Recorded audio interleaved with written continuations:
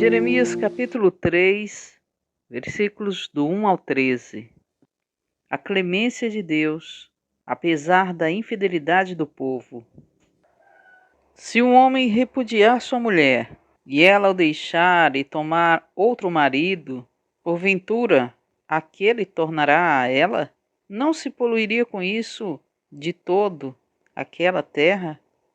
Ora, tu te prostituíste com muitos amantes, mas ainda assim torna para mim, diz o Senhor. Levanta os olhos aos altos desnudos e vê, onde não te prostituíste, nos caminhos te assentavas à espera deles, como o arábio no deserto. Assim poluíste a terra com as tuas devassidões e com a tua malícia. Pelo que foram retiradas as chuvas, e não houve chuva serôdia. Mas tu tens a fronte de prostituta e não queres ter vergonha. Não é fato que agora mesmo tu me invocas dizendo: Pai meu, tu és o amigo da minha mocidade? Conservarás para sempre a tua ira? Ou reterás até ao fim? Sim, assim me falas, mas cometes maldade, a mais não poder. Disse mais o Senhor nos dias do rei Josias: Viste o que fez a pérfida Israel? Foi a todo o monte alto e debaixo de toda árvore frondosa, e se deu ali a toda prostituição. E depois de ela ter feito tudo isso, eu pensei que ela voltaria para mim, mas não voltou. A sua pérfida irmã, Judá, viu isto. Quando por causa de tudo isso, por ter cometido adultério, eu despedi a pérfida Israel e lhe dei carta de divórcio, vi que a falsa Judá, sua irmã, não temeu, mas ela mesma se foi e se deu à prostituição. Sucedeu que, pelo ruidoso da sua prostituição, poluiu ela a terra, porque ela adulterou, adorando pedras e árvores. Apesar de tudo isso, não voltou de todo o coração para mim a sua falsa irmã Judá, mas fingidamente. Disse-me o Senhor: já a pérfida Israel se mostrou mais justa do que a falsa Judá. Vai, pois, e apregoa estas palavras para a banda do norte e dize: Volta, ó pérfida Israel, diz o Senhor, e não farei cair a minha ira sobre ti, porque eu sou compassivo.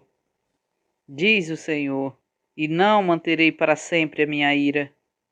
Então somente reconhece a tua iniquidade. Reconhece que transgrediste contra o Senhor teu Deus e te prostituíste com os estranhos debaixo de toda árvore frondosa e não deste ouvidos à minha voz, diz o Senhor. Hebreus capítulo 2.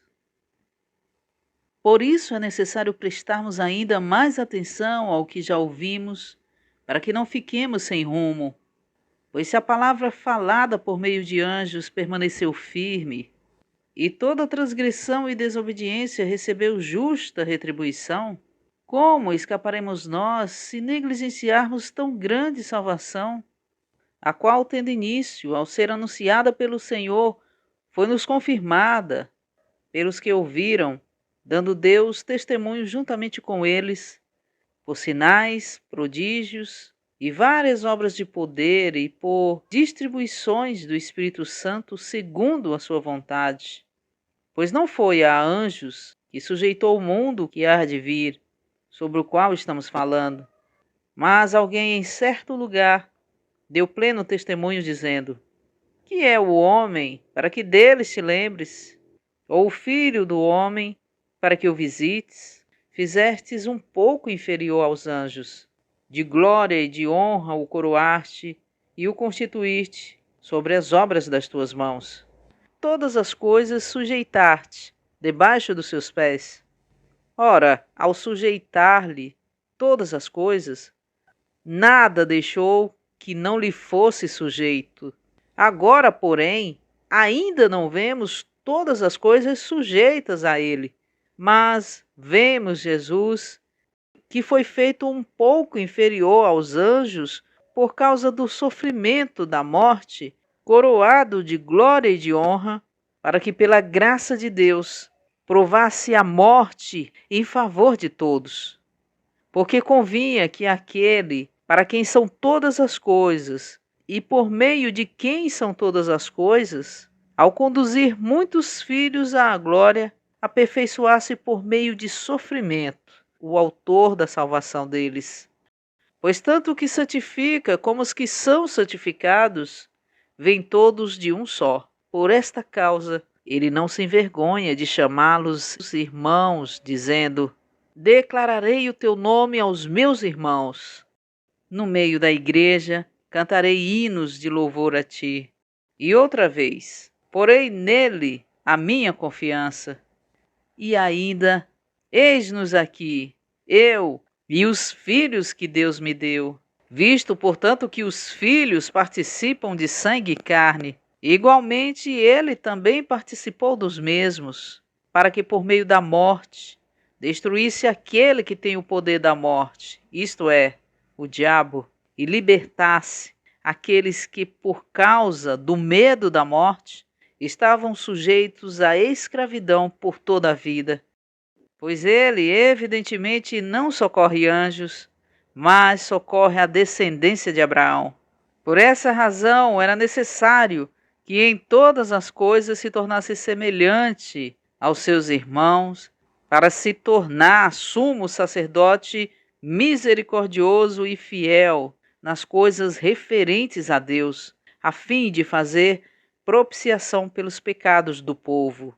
Pois tendo sido tentado naquilo que ele mesmo sofreu, é poderoso para socorrer os que estão sendo tentados. Grande é o Senhor e muito digno de ser louvado. Nessa manhã, Senhor, te agradecemos pela luz, pelo vigor e pelo encorajamento que a tua palavra nos dá. Pois é necessário prestarmos ainda mais atenção ao que já ouvimos, para que não fiquemos sem rumos e nem desviados do caminho. Pois se palavras faladas por anjos permanecem, toda transgressão e desobediência recebeu a sua retribuição. Não queremos negligenciar tão grande salvação, a qual o Senhor nos anunciou e foi confirmada pelos que ouviram e continua a ser confirmada pelos que ouvem, por sinais, por prodígios, por milagres, por poder. O Espírito Santo é quem fez e quem faz segundo a sua vontade. Ele é quem distribui aos que recebem a salvação, ao crer em ti. Somos aperfeiçoados por meio do sofrimento, porque conveio o Senhor, sendo o autor da nossa salvação, foi aperfeiçoado por meio de sofrimento. E não diferente conosco, também estamos sendo aperfeiçoados e conduzidos à tua glória por meio dos nossos sofrimentos. O Senhor, que na sua ressurreição gerou muitos filhos de Deus, aos quais o Senhor não se envergonha de chamá-los assim, mas na sua exaltação o Senhor foi coroado com glória e com toda a honra, qualificado a ser o nosso sumo sacerdote.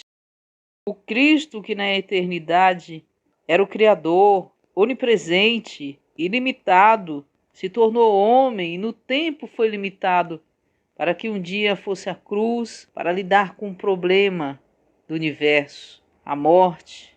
Assim o Senhor sofreu para destruí-la, para anulá-la, perdeu a sua liberdade temporariamente.